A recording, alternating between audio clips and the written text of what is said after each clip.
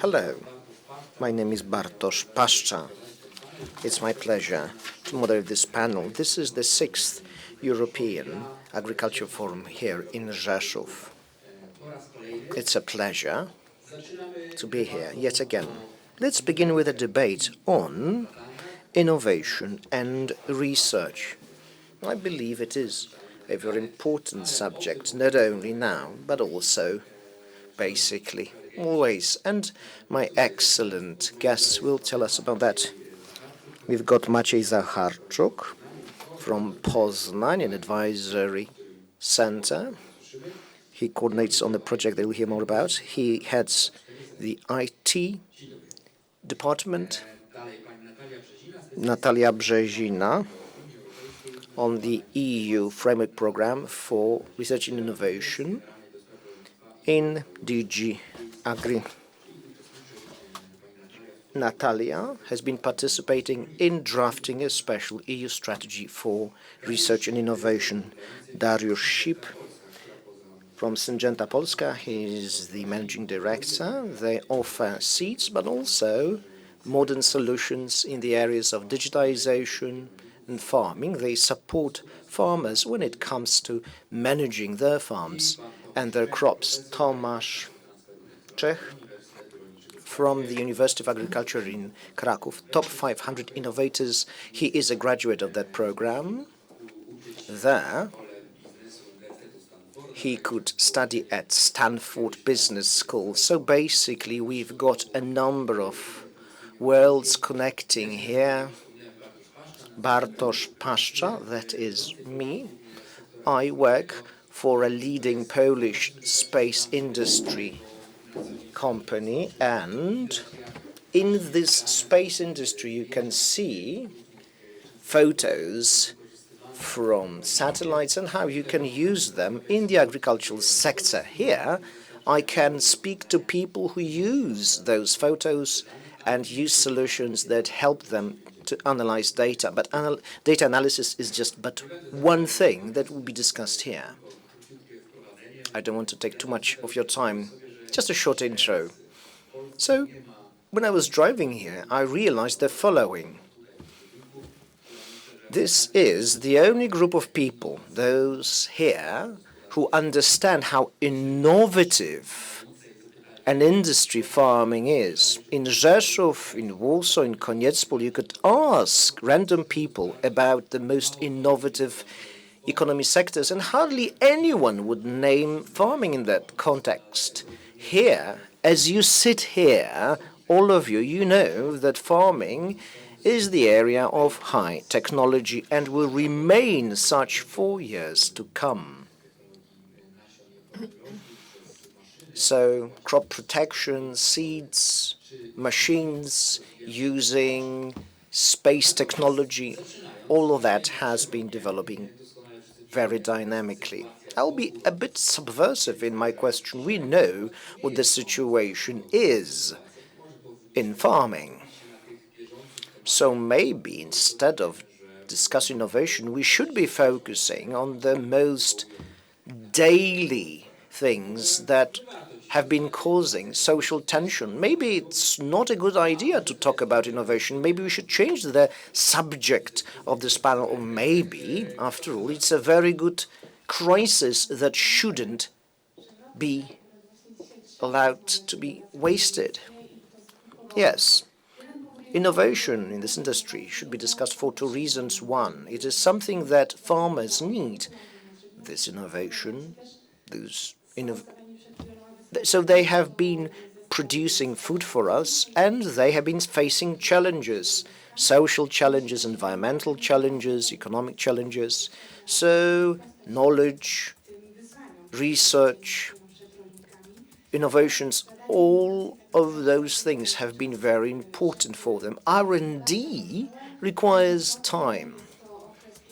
5 to 10, maybe 20 years are needed for innovation to be developed. So we need to talk about innovations today, so in 5 to 20 years' time we may have proper solutions in our hands, or rather we can put them into the hands of our farmers. Secondly,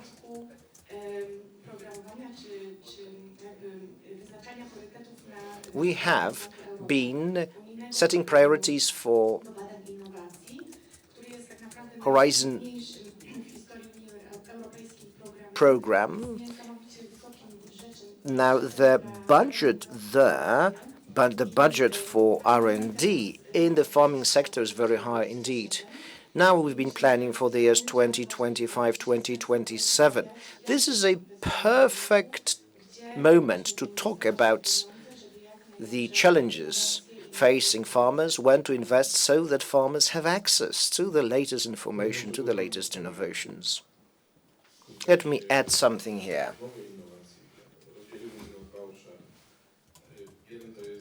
I would like to make it twofold. One, looking ahead. Two, implementing what we already have. So, production profitability is a bit of an issue. So, innovations can be helpful to improve profitability. There is such a thing as precise farming. You can change the way you use fertilizers, you can be very precise about it, it's a separate thing, and it can help you to lower your production costs when you are more precise in selecting what and how to fertilize. So this is the way to go, the way I see it. You need to verify these things, be practical about it, what is already available, what could be recommended to farmers. Because after all, we want to support our farmers in this difficult time. One more thing. This is a very good moment indeed. What do I mean by that? Because basically the whole sector has been getting a lot of free marketing. Everybody has been reading about our sector. People have realized that we are not those, guys with pitchforks, all covered in mud.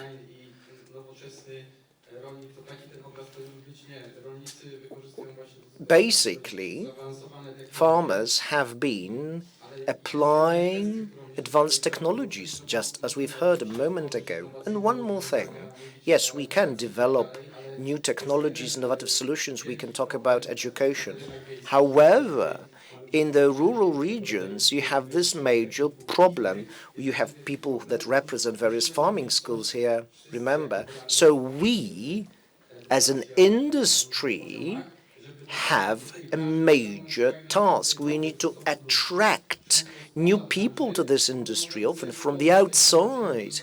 Yes, it's okay to develop new things, but there is this huge ebb of people. People simply are moving away from the countryside. This is an issue.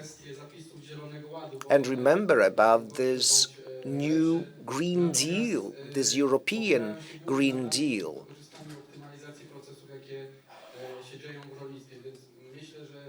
which is relevant in this context. And we are in a very important moment. We can stop that flow. We can start attracting people to the industry, attract innovators. Yes, I'm familiar with some research here. Quite surprising, mind you. And there you can see what motivates people in those new high-tech industries. In other words, you can read there what motivates farmers. Mind you, when I was reading this research, I was quite surprised. So why do farmers implement these new technologies? It's about trying to keep young people on the farm. This is an important motivator. And when you think about it a bit longer, it's quite justified, isn't it? I believe that this is the right moment to implement innovations. Yes, there is this European Green Deal. I don't want to discuss whether this is a good strategy or not. Still, we have technologies that will be quite helpful in the context of overcoming these challenges that we know that exist. It's about using fewer or rather less chemical compounds that we use. Now, economically speaking, it is not sufficient yet. But please remember, new technologies are quite expensive when you are an early adopter, but then they tend to get cheaper. There are special de-weeding robotic solutions that are already available in the market.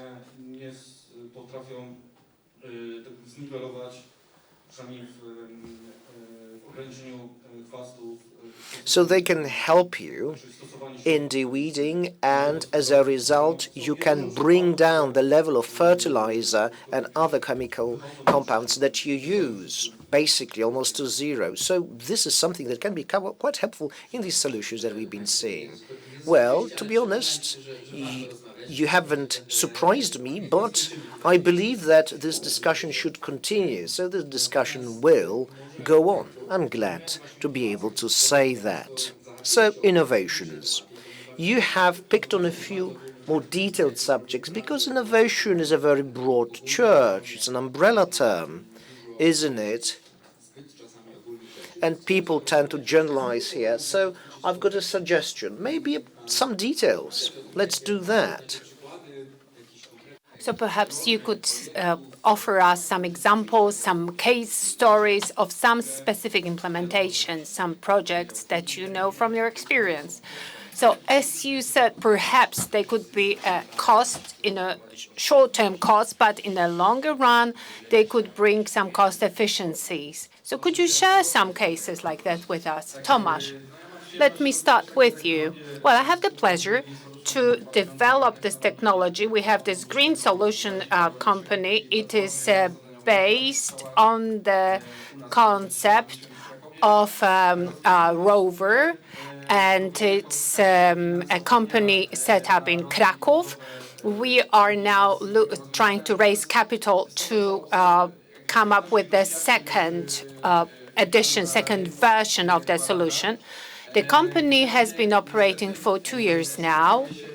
Well, unfortunately, for the time being, we've been offering support in terms of optimizing production in farms. We provide a variety of services in projects which are based on 4.0 technology solutions. We've talked to many investment companies. We've been sending out applications to raise funding, but it's hard. Right now, we're still short of funds to come up with this 2.0 platform. But from our discussions, from what we hear from farmers, we understand that organic farming is the type of farming that requires human engagement. So the need is there, the demand is there, but then perhaps high venture capital could step in to support companies like ours to spread our wings, where funds have it difficult to offer financing for a period longer than 1 year. Well, unfortunately, in farming, we need 3, 4, or more years, longer horizon to prove our case. Well, it could be as well that after the second or third implementation, it may turn out that the product fails. So we have that risk, and we have the difficulty to raise funding from venture capital sources to finance the project. In Poland, I represent Syngenta. We have 2 solutions which have been commercialized on the Polish market, a crop-wise system to manage a farm.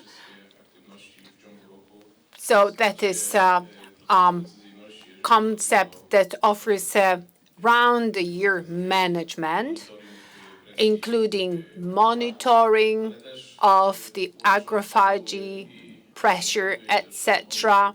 Then we have this accounting and bookkeeping module, and a module that manages resources in a farm.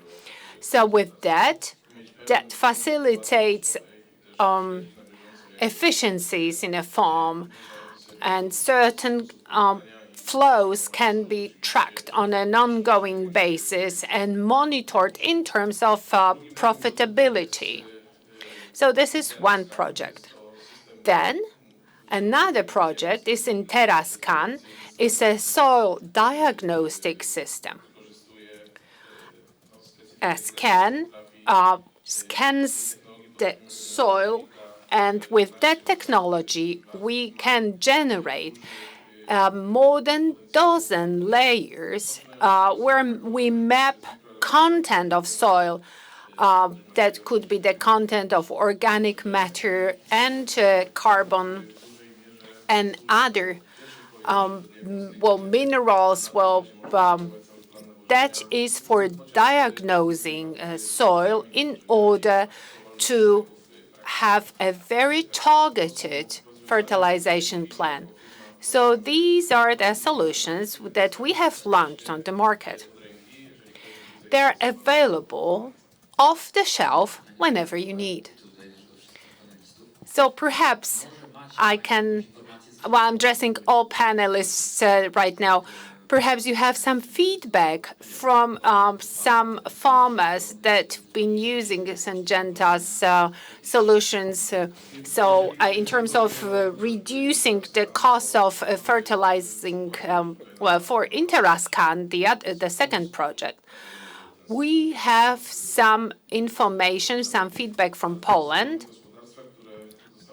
There are some farms in Poland that have been scanned, and that product led to efficiencies within the range of between 10 to 25%. And well, that sounds like a good number. Well, actually, our programs and our policy in terms of European level policy, their structure, I believe it is a response to your difficulties, your challenges. Over the past decade, we've been offering this Horizon program, which is a research program for research projects at the European level. And then within the Common Agricultural Policy, we have the so-called EPI targeted funds. So these are funds offered for local level programs. So I strongly recommend that you could use these funds for your purposes. Then we have this European Innovation Council, and that council could consider your project eligible in terms of risk. Well, actually, the funds that we have set aside under the umbrella of this Horizon project, they are not specifically earmarked. It all depends on the activity of scientists, members of the academia, farmers, and groups of producers. Poland is not the leader in the ranking, but I believe we have a huge potential in this area. So I strongly recommend that you could try and become more active here. So under 2020 Horizon and Europe Together Horizon gathered about 700 such projects. And then we have 1,400 such projects in Europe, and they generate some specific results. So we have this vet pot system for animal production. A farmer could use this vet pot system for detecting or testing pathogens in animal production. So without traveling miles to specialized labs. A farmer may detect pathogens in their herds and test their animals for a potential presence of pathogens. Also, when speaking about high cost of production or fertilizer, we have this Nomad project, and we offer a big truck which can process farming waste for fertilizer production. And that could be used in every single farm, reducing fertilizing costs. So I could offer you more examples, but because of time constraints, I will restrict myself to these two. Then, so Smart Agri Hubs 2020. This is the umbrella that offered testing drones for farming production, agricultural production, and here we focused on middle-sized farms. Well, actually, technologies are easier implementable in large farms because the return on the investment is quicker and higher. But as a result of this project, we implemented services such as field mapping, such as hunting damage estimation, thermal monitoring of farm buildings. So we have that available for smaller farms. We organized our pilot project in such a way that we have a network of advisors. These advisors can bring together a pool of farmers who live in the same area. And with that, the cost of using the drone is lower. That is calculated per hectare, but then with a higher number of users, that cost can go down.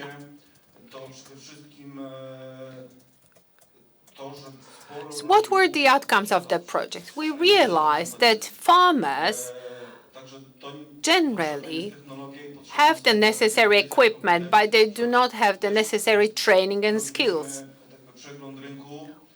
We also have done some market research, and we realized that nearly 90% at that time, and that was 3 or 4 years ago, so about 90% of businesses offering drone services for the farming technology would just offer some general information without any further analysis. So I think this is one thing that we should emphasize. As I said, farmers do have some advanced technical equipment, but they need some additional knowledge and know-how to use it properly to be able to enjoy all the benefits that it gives. So we talked about some projects, some specific cases, and then perhaps we could move to challenges. So you've mentioned availability or access to venture capital. You've mentioned difficulties of access. And then you've also mentioned the data and data processing and the importance of having the right type of information and the skills to use the information, the data when farming. Is there anything else? What barriers would you describe as the key barriers to implementation of innovation in Poland?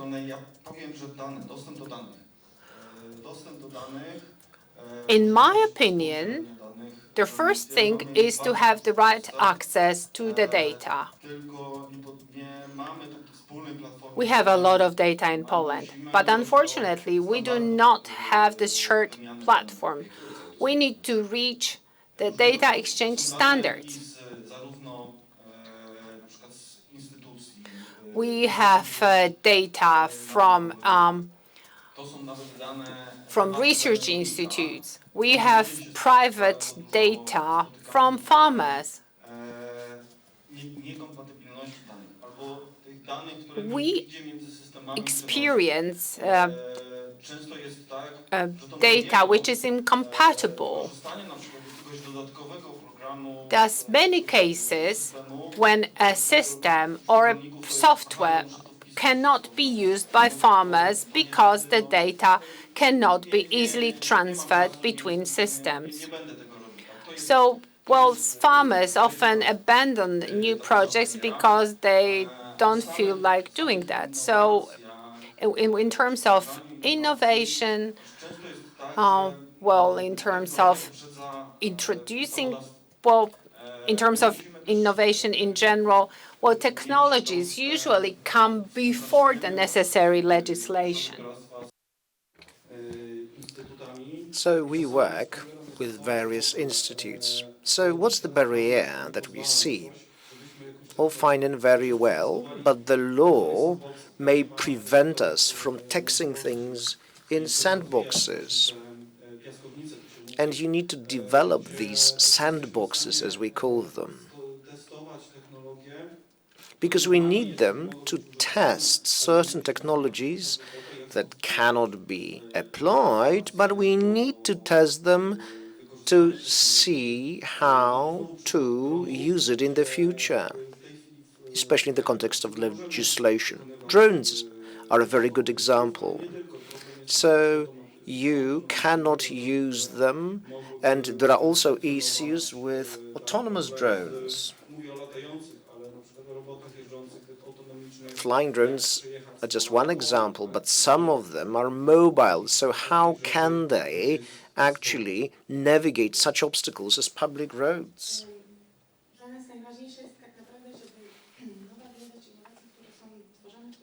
What is important for us? We want these innovations to respond to actual needs. So it isn't about learning for the sake of learning. It is about finding solutions to existing problems. And understanding is a major obstacle because we are dealing with two different worlds. You've got the academia or science on the one hand and then farming on the other.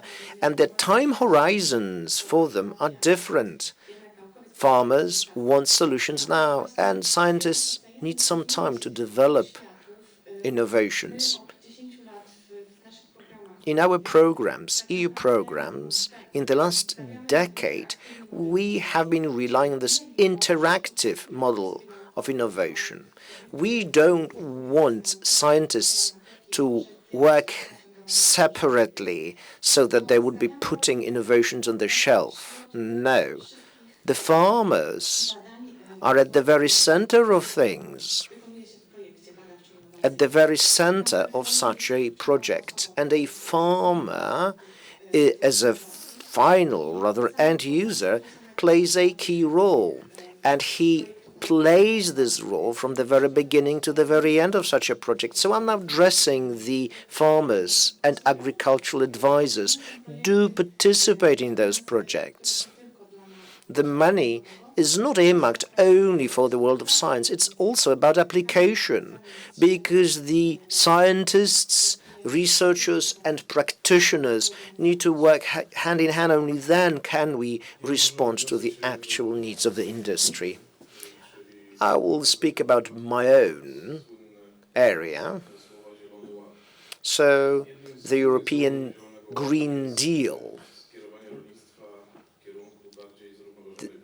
Sustainable production, healthier production is the goal of that strategy, and the consumer is supposed to be the one benefiting too. And the challenge: fertilizers should be used to a lesser degree.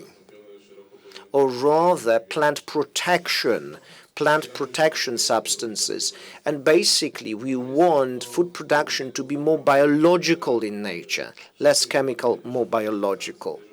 But we need to test those substances, and our capacity doesn't correspond well to the existing needs. Two areas I would like to mention. One, already mentioned, the legislation.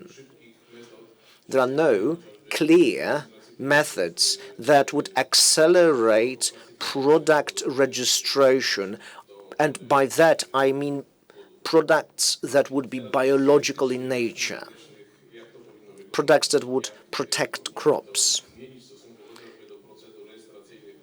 There are also registration procedures. Basically, it's a challenge, not only for the consumers, for the farmers that will use it, but also for the companies that are marketing those products, that want to make them, that want to introduce them. And another thing, let's look at the EU, at the national level. We here are a part of the EU, and there is some resistance towards introducing certain solutions. As a result, the EU is becoming less competitive globally. We need to be open to innovations, to new solutions. We need to know how things work, how all that translates into how consumers and producers operate. Without that, we will see more challenges in the future. The direction is clear. It's not going to change, but we need to adapt. It's all up to us, and we need to be able to change our legislative environment and do it fast too. Plant protection using traditional method, synthetic compounds, and on the one hand, and using biological products on the other. Kamil Śląski Digital Farming Conference is organized there, and there's this professor that studies those microbiological compounds and products. I am a chemist that works with fertilizers. I study how to optimize the fertilization processes. So, what I didn't know is when you use these microbiological products, what we do, we introduce drug resistance DNA. And in animal production, when you use excessive amounts of antibiotic, you will change the behavior of those animals. If we give up on the synthetic compounds, aren't we effectively moving these genes into human organisms? Are we not ourselves becoming drug resistant? Imagine the scenario where there is a new virus and we find it difficult to deal with it using simple drugs that are available in the market. So we are talking about industry, or rather farming 4.0, 5.0, and basically it says that we need to use the right compound in the right amount, in the right place. So imagine that you've got a new fungal disease, and then you use a drug, a solution, only when it's needed, only where it's needed, based on GPS data.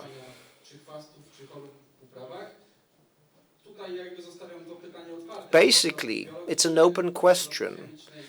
Is it more biological solutions or chemical solutions that are the way to go? And we need to be rational about it, because I wouldn't like us to end up in a dead end, you know? Let's not focus on problems or challenges only. A more open question for you, dear panelists. Have you personally seen any interesting trends in R&D? Have you come across an interesting program, an interesting project, maybe? Something that you yourselves found particularly interesting? Because in specialized press, you will find articles that try to convince you that satellite imaging and biological solutions and AI are the way to go. But let's look at it from a farmer's point of view. Where should they begin? Maybe there is something that's available but should be considered long term. Should we begin with AI? Or maybe, rather than that, we should focus on something else, on digitization. I know it's a very broad question, but would you please be so kind as to share your own experience in this regard? Let me begin, if I may. Artificial intelligence is a notion that you'll recall. We are being bombarded with news pertaining to it. And I can see that there is a lot of potential there and a threat too. My kids and teenagers see only the upsides because at this point AI has been making their lives easier. Coming back to the subject at hand, AI, broadly speaking, this technology can surely impact our future, the future of our industry. The word itself is artificial intelligence. At the end of the day, data needs to be input into the system, either automatically or manually. In other words, to benefit from AI, first you need to build a database. We've already heard it. By a database, I mean something, it's something very general. But this database needs to be integrated so that you can use it and so that you can use it fast. And let me add something. You've got this data owned by a farmer, but this data needs to be safe. After all, what we're going to do is we're going to take our own business data, put it into the system, but we want to be reassured that it's only us who's going to benefit from it. We want to boost our own business rather than somebody else's. So we need to have certain rules in place, and they need to be quite precise. We need to know what the process is going to be like, how those databases are going to be built. We need all that. If we don't have it, you will not be able to use AI efficiently. There are certain solutions that we have not been tapping into so far, maybe because we haven't needed it, but we have to remember about those solutions. Education. We need to educate people. It is of key importance. We need to educate people if we want to benefit from it in the future. There is this large US IT company in Krakow. 200 IT developers were sacked there, and basically it was like a single email, I believe. The president of NVIDIA, that's another example, said that people should not train their children, specialist IT skills such as coding, because in a few years' time, AI will basically replace programmers. So maybe we should teach our children certain practical skills where it's difficult to replace humans. And the example that he gave was farming. Maybe that's the way to see that. People still will have to be able to make food. Let us remember that business or entrepreneurship started with farming. That's the first thing that we were doing on this planet. And research. And now I'm looking far into the future. Possibly it is linked to Agriculture 4.0 or even 5.0, there is this research on using Martian regolith. And there is research done on that, because this Martian regolith is a substrate, right?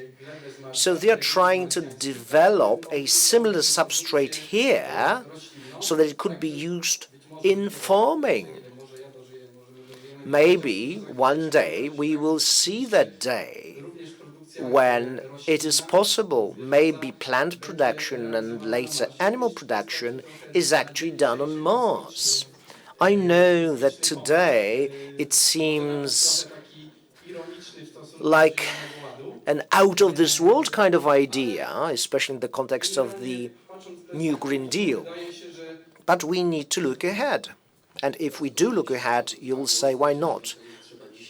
So first, we heard that we need to collect data and use it. And also, we heard that Mars is an important subject in this regard. Let me add something.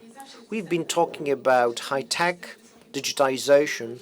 Often these solutions are not available to regular farmers because, nanotech or such things, they are hard to access. But there are certain things that are at our fingertips. You can use nature as it is.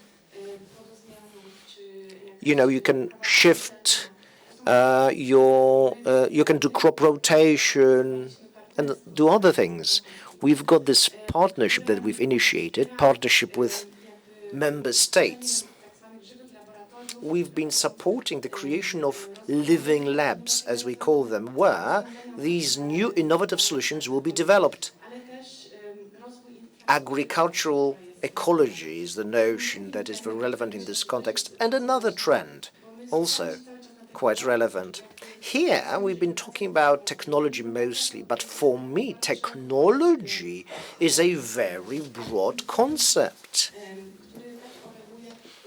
A concept that covers other solutions linked to our society and business. An example, new business models are available and they are at our fingertips. There are new types of contracts. They are based on carbon contracts. So the companies that emit carbon pay to farmers that collect carbon in their soil.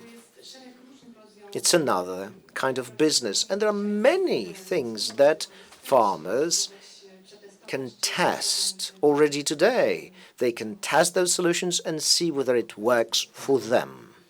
Right. Let us go back to the earth. Where can we begin? I believe that we should take it one step at a time. I have been active in the area of digitization. And there are farmers that try to be very ambitious when they implement them. The thing is, they don't analyze the situation first. They don't calculate the costs on the one hand and the benefits on the other. And it's a trap that they fall into sometimes. You need to be cautious so as not to overinvest in high-tech because you may get burned. And there are plenty of examples where that happens. You see many farmers that want to use new technologies, but they have gotten burned. Maybe because they have chosen the wrong solution, maybe because of their expectations, something went wrong.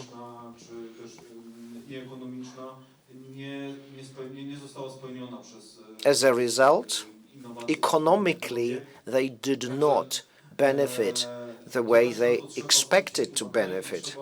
So it's something to keep in mind. A suggestion, maybe you should do it one step at a time. Maybe you should start with Agriculture 4.0.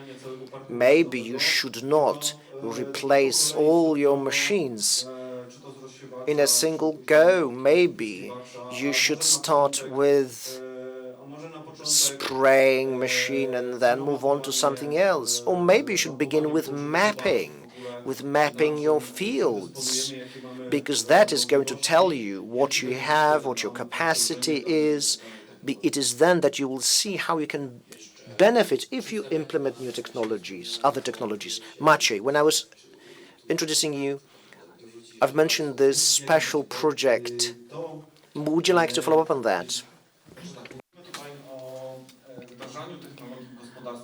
Well, actually, we're talking about implementing technologies in farms.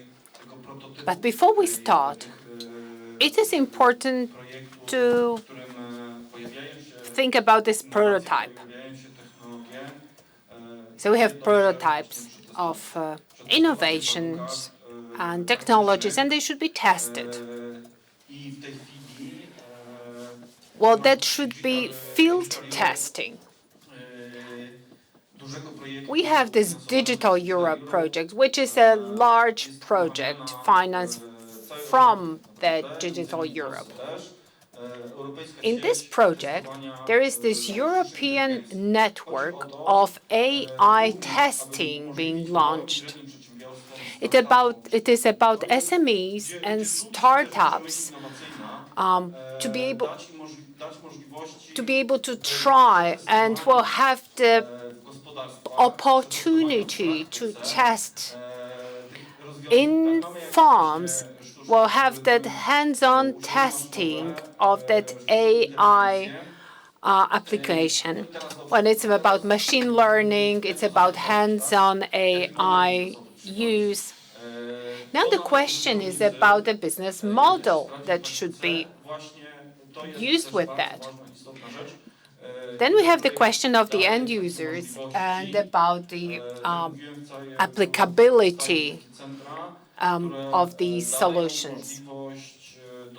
So centers are being set up across Europe that offer access to labs, research labs and certification of machines and some robot testing in terms of security, then calculative powers of robots. And then they need access to fields, to the farming infrastructure, to that tangible network.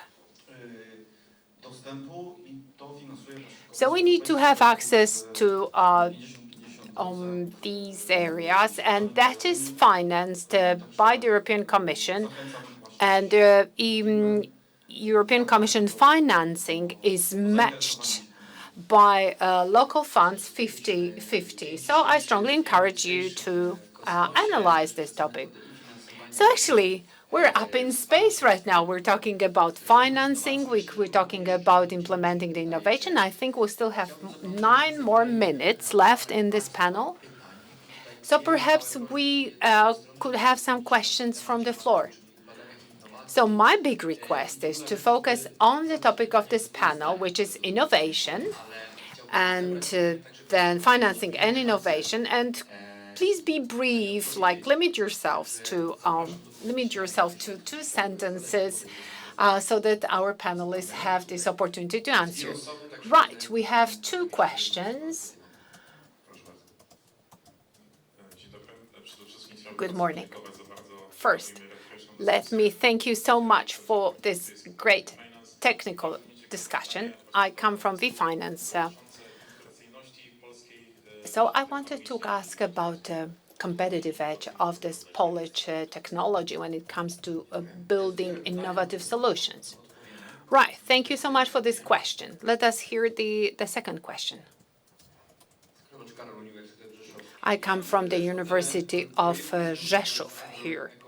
My question is about live testing labs technology. Is there one fund that could fund such projects, or Is there a multitude of financing sources? Right, we got the third question. Hi, I come from Agrointegracja group of producers. All panelists have mentioned difficult access to data. It seems that farmers do not collect data, and I would like to confirm that. We have more than 1,000 family farms, which are production farms, and as little as 2% do collect data and have actual information on the cost of production and other parts of their business. So is there an innovative approach to forcing farmers to collect that data? So we have our material for testing and for continuation of our research. So we'll talk about a competitive edge and data collection and processing of data. So panelists, off to you. Let me mention the partnership. This is the partnership between the EU and member states. It is a partnership that brings together EU funds and the European Commission funds. We have just announced our call for proposals. So the link is on the European Commission's website, and I'll be also very happy to offer you more details after the panel. So this is one single partnership. And that partnership will be making its own calls for proposals to this Horizon, Europe Horizon. And then we have another mission. Our mission is called Healthy Soil, and it is our goal to set up 100 test labs to improve the quality of soil across Europe. And here we have this dedicated call for proposals under this Healthy Soil umbrella. So look that up.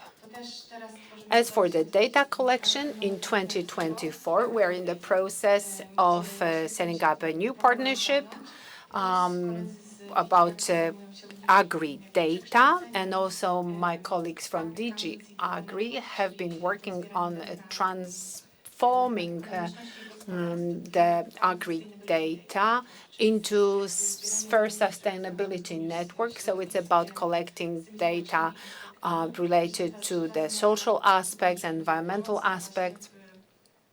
Well, I believe that this shift will come helpful in what you are working on. Right, let me rephrase your question. It's not about forcing farmers to collect data. It's about encouraging farmers or motivating farmers to collect data. Well, I think forcing is not the right way to go about that. I think we should start by listing all the benefits. Let me give you two models as an example. So first, we have Italy. This is the case of Italy, with very strong group of farmers operating as producers groups. So farmers in Italy, they look for benefits and opportunities within their groups. And then we have some data from Norway. The data in Norway is collected in the dairy sector, and the data come from 80 to 90% of farms. And another thing is trust into institutions when it comes to sharing data. So the Norwegians follow this approach where we collect our data to optimize models, to provide you with some additional information. This is not for controlling purposes. And this is an important factor in that approach. And then, so we need to have certain data collection standards here. Let me refer to the potential of the agro industry in Poland. So there is this database in Poznań, which is being created for the purpose of a soil scanner to determine parameters of soil, and that is also applied in the Netherlands. And also, as a team, we approached an accelerator of innovative solutions organized by Amazon, and we were selected to this acceleration program by Amazon. We have this great team. We have excellent engineers, and we fear no one. We do not fear any Far Eastern competition here.